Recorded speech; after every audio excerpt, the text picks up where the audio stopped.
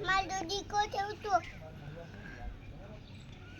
ને માલિકો લાવું છે આ તમારે પાસે તું મારો દીકો છે ઓય ઈ કેમ ન જાવ તું ખિસકોલી એમ બોલાવાય એ ખિસકોલી બોલાય એમ એ ખિસકોલી ઓય ખિસકોલી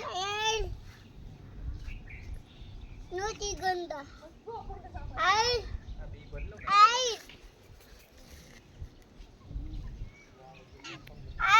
તો ને દીકો કરી લો ઈ કેમ ન જાવ તું તને બોલાય ઓય ખિસકોલી ઓય તું મારો દીકો છે તો પપ્પા તું મારો દીકો ઓય ઈ કેમ ન જાતી તેમ ખોળાના હાથમાં થોડી આવે